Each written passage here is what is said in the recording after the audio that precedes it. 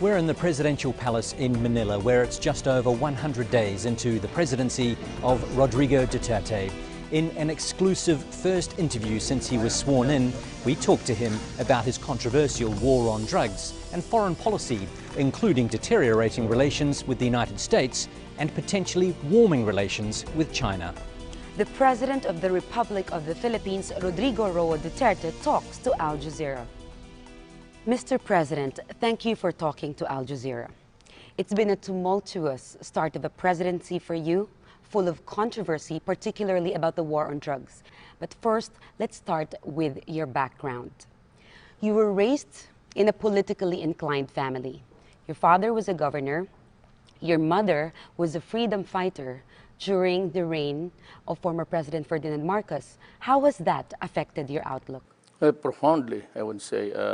I grew up in an environment of politics, and as politicians, we tend to you go by the issues of the day, the big ones that would affect the conditions, economy and all, especially the political issues. And my father was governor for 10 years almost. But when he died, I was then a prosecutor. And when the revolution came, my mother was one of the stalwarts of the opposition against Marcos. You also had some difficult times when you were younger as a child. You have revealed that you were sexually abused by a priest. Has that shaped your beliefs? Has that helped to shape who you are now? Yes. To a large extent, actually. It's what you get along the way that shapes your character, especially. And even your, at that time, even your politics and how you look at the world and how you should assess them by the standards that you have used in school and in growing up, the things that you pick up along the way, you said, sorts of a blend into a collation, it blends into something which is can be said forming your own values in life. Let's talk about the war on drugs now. 3,500 people have been killed so far. It seems like the whole world is talking about it at the moment. The Philippines seems to have so many problems. So why launch what is a brutal war on drugs? Because the sheer number of people contaminated will pull my country down. It will destroy the next generation of Filipinos. You know, these lives lost, some of them were lost during legitimate encounters with the police. But the fact is, at the moment, we have 3,500 people killed.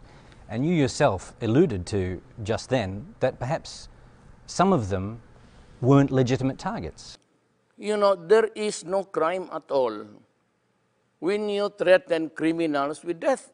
In my country, at least, there is no law which says I cannot threaten criminals. And that was the favorite, well, of course, the cliche that they used. It became a cliche over time. And when I was president, I said, we have 3 million, according to PDEA, 3 million drug addicts, not counting mine, because it's still going on. So I said, if we do not interdict this problem, the next generation will be having a serious problem. And I announced that, again, same. You destroy my country, I'll kill you. And it's a legitimate thing. If you destroy our young children, I will kill you. That is a very correct statement. There is nothing wrong in trying to preserve the interest of the next generation. That 3 million addicts, it's not, they are not a residents of one compact area or contiguous place. They're spread all over the country. And by the sheer number, because if you are a user, you must push. Unless you are the son of a billionaire, or because you have to sustain your addiction by getting another financier for you.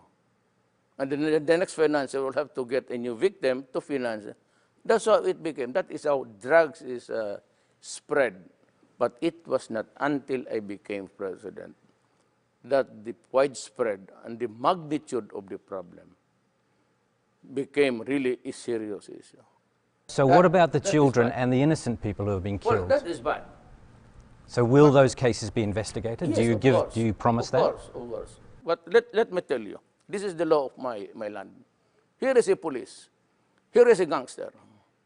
He's armed with an M16. The gangster only a pistol. But when they meet, they exchange fire. With the police with an M16, it's one burst, and hits 1,000 people there, and they die. There's no criminal liability. It could not be negligence because you have to save your life. It could not be recklessness because you have to defend yourself. Just like when the United States and the rest of the country, when you bomb a village, you intend to kill the militants, but you kill in the process the children there. It's only how it is explained, and we are, people judge best when they condemn. So they would always place you in a bad light. But the situation does not call for that.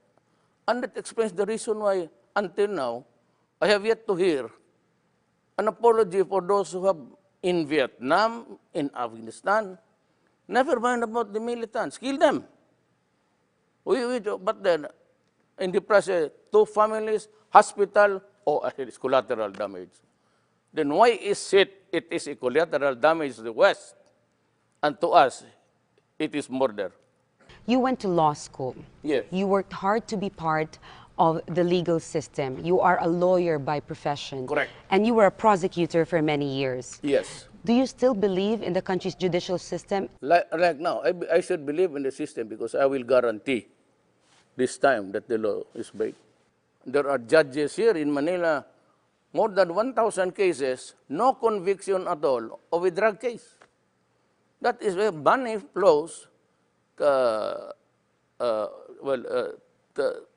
maybe savagery, threatening people on both sides. That is how it is played here. That's why we have this miserable thing about the drug problem now. But do you acknowledge that you have encouraged vigilante killings? No, I said I will kill you. If I encourage, fine. Yes, but the point is that people can get away with murder right now, and you know that some of the killings are not legitimate. Well, so do you think that there might be cases of people settling old scores out there and disguising them as the war on drugs? I do not play with conjectures.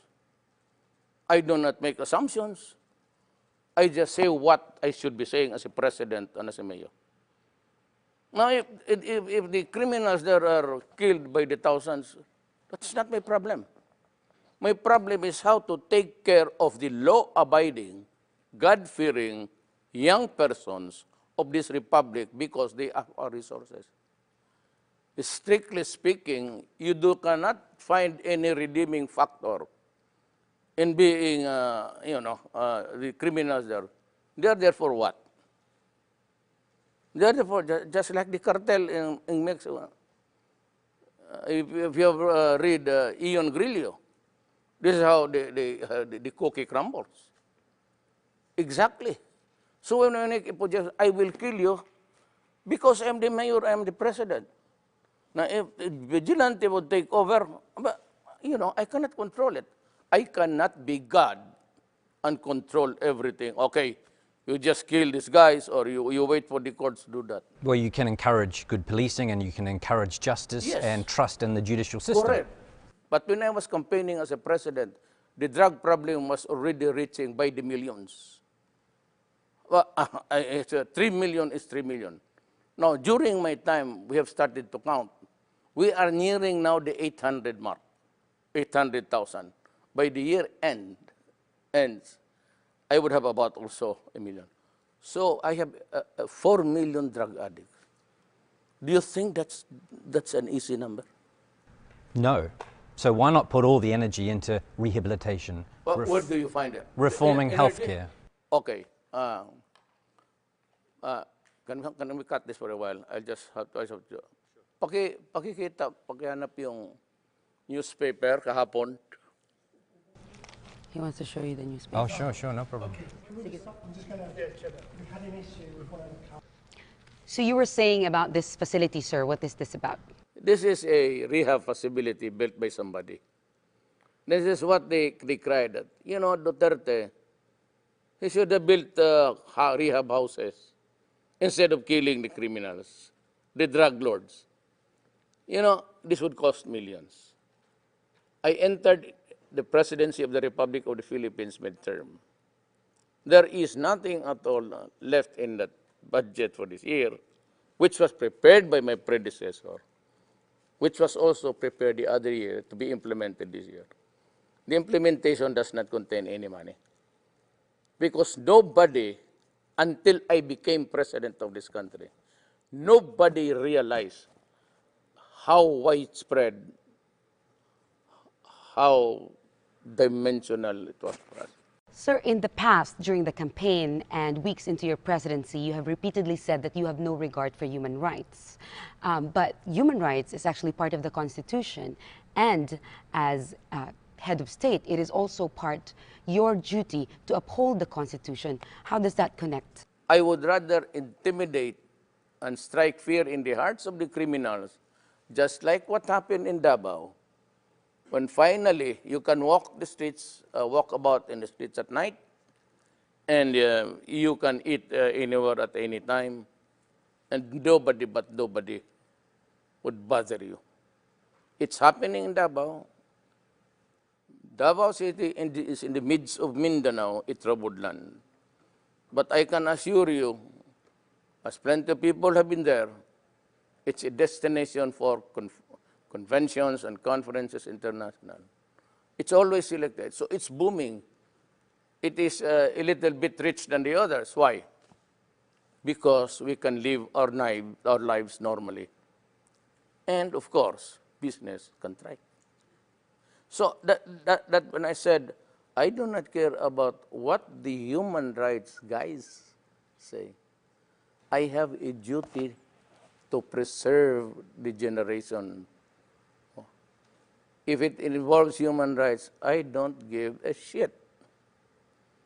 I have to strike fear because I said, the enemies of the states are out there to destroy the children. Are you not worried about possible ramifications in the future for you, a possible impeachment or being tried in the international court? Good question. Before you can begin, you must determine that I have committed a crime in my country, that I have committed mass murders in my country, and then charge me there. There can be no ramifications when I say that I will kill you if you destroy my land. It's a legitimate statement of any general, of any wartime president, of any tribal leader to say those things. Of course, you said there can be consequences, but I am not worried about this thing. I do not make any projections. How many vigilante killings? Well, if you compare the 4 million to the 3,000, minus legitimate encounters between the law enforcers and the criminals, give or take even a half of it. So what is it to the lives already lost? I have 4 million addicts to take care of. And I have been criticized and would say, well, why don't just, Duterte build rehab centers and just place them there? Why not? Why do you have to kill him? Look, I am a midterm president in the sense that I entered this year the presidency, only this year. The budget for this year was prepared by my predecessor, So Aquino. And it binds me because it would last until December. Nowhere in this budget provides enough money to build even 2 buildings of rehab structures. It's all what is left of my government now after the election It's just enough for the MOOE, maintenance and all. So you're saying, sir, No capital outlays. the budget of President Aquino for this year, the last 6 months, does not include any rehabilitation? Because the problem was there, but there was nobody minding the store. I was the only mayor brave enough to say those things. So my city, got the benefits of a peaceful place where you can live, where you can eat, work safely. But the others, we did not know. But they allowed so many administrations to flourish. And it was not until I became president that we realized that there were already, according to, at the time, to General Santiago of the PDEA, Philippine Drug Enforcement Agency, that there are already 3 million addicts. So never mind my counting, because I'm still counting up to the end of the year.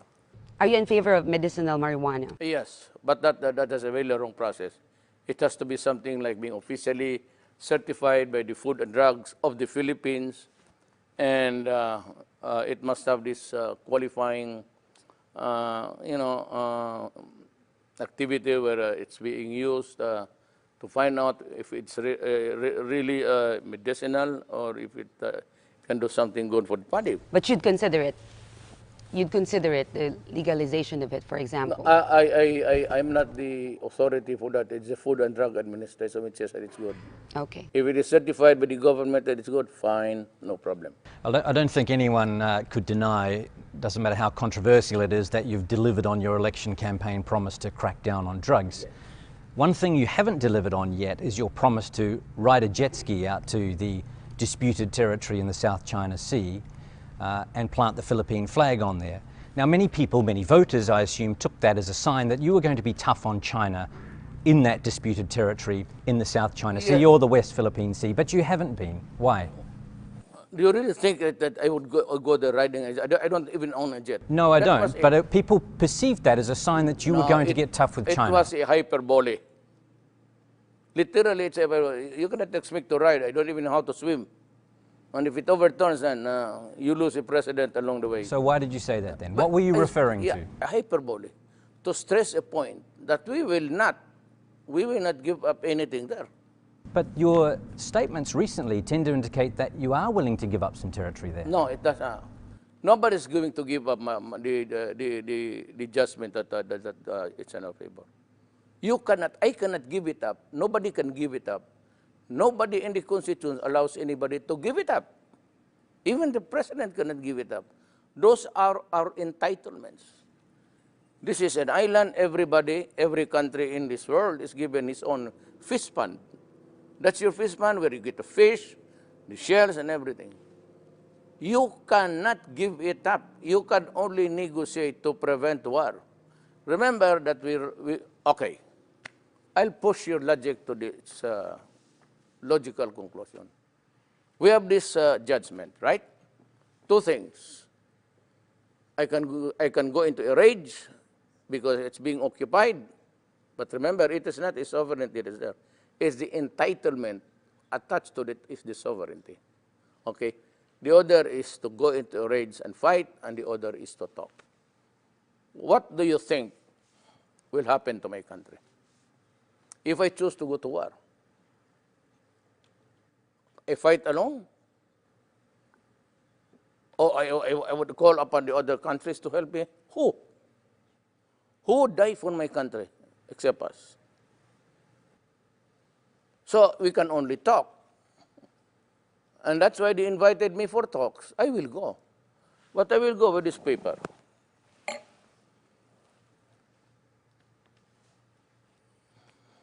A blank sheet Mr. of paper. President, I said, this is the award. I cannot go out beyond the boundaries of this paper. Let's talk. Let's begin here. The Philippines won a landmark case against China, unprecedented in recent history, a smaller country standing up to a superpower. It declared the 9-dash claim of China invalid. Now, you're going to China, and you've mentioned previously, you said that you will not insist on the position of the Philippines on the Scarborough Shoal. Now, your critics are questioning why it seems you're going to China and negotiating from a position of weakness rather than of strength. It would be arrogant to me to go there and say, I'm going there to fight for this and that.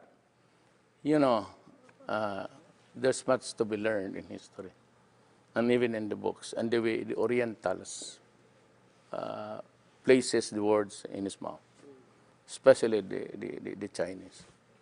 You have to go there with a little bit of courtesy.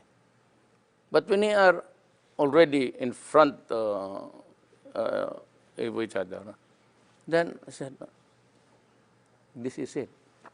We do not go. What would be the purpose in going there without this? For what? But you can guarantee to the Philippine people that you are not going to sign away or give up hope or give up fighting for the Spratlys Scarborough Shoal. Yes, in the first they are place, Philippine territory. Nobody but nobody, not even the president of this country, can give up the claim. You are not allowed to do that. That is one sure way of going to impeachment. But can you guarantee that you will fight to maintain of course. those? Nobody's going to give up anything there. I said, if the Constitution does not allow you, then who can? Then not even your mouth. That's how it is. What deals are you hoping to do when you go to China? Well, maybe we talk about, I would know, or I would not know the wherewithal, so where we would start. Then the judgmental thing would come into fore. Then some other matters about trade and commerce. And if there's any arrangement, if we want to come to a happy compromise, then we can talk about entitlements of the China Sea. But really, I cannot predict on any solid thing to talk about until I'm there. So I am not there until I am there. Will you discuss the war on drugs? Because records show that a lot of the drugs coming into the Philippines are coming from China. They understand it. That's why they'd like to help. But you know, China now is a democracy. I mean, the communist is just something which is just a thing to go by, to keep control. But everything there is free enterprise. Having said that, Mr. President, you have clearly moved away from the United States. Why do you think it is necessary for the country to distance itself from its long-standing ally in Asia? Our exclusive interview with the Filipino President Rodrigo Duterte will continue on the next episode of Talk to Al Jazeera.